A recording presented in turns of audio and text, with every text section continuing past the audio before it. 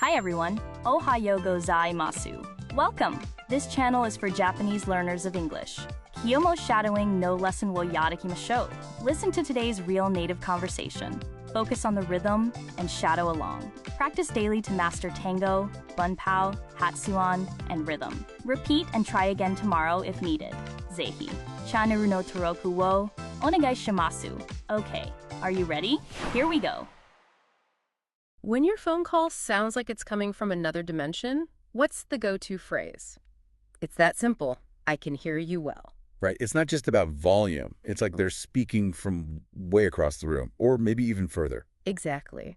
And that feeling of the voice being distant is what we're talking about.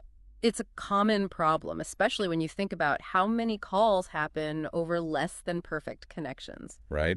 Like sometimes it's the phone itself, maybe the speaker is acting up. Sometimes it's just, bad signal. And the other person sounds, well, distant.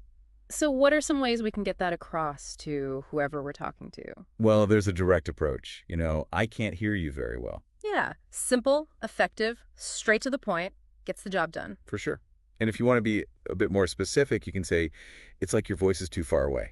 Yeah, that captures it well. It's more than just quiet. Precisely.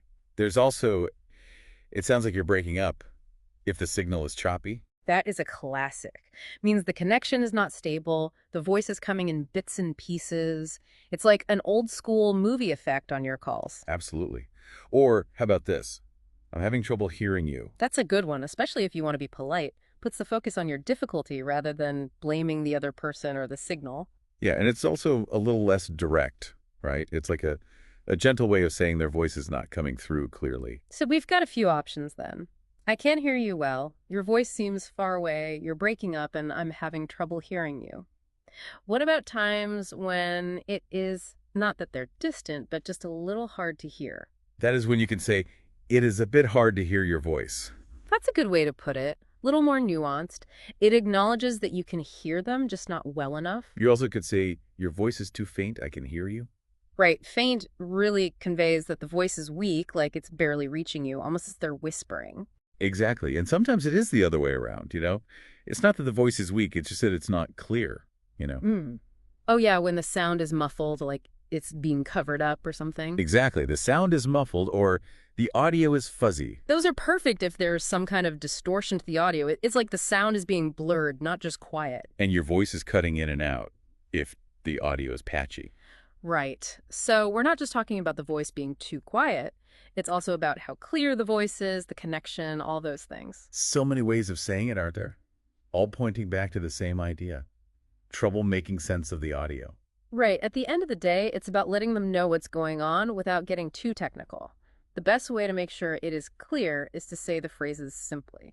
Exactly. That makes it easy for both you and the other person to quickly understand the problem. So I can't hear you well, or your voice is too faint, are usually good ways to go.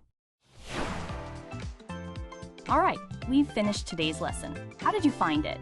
理解できない部分はありませんでしたか? Repeat and try again tomorrow if needed.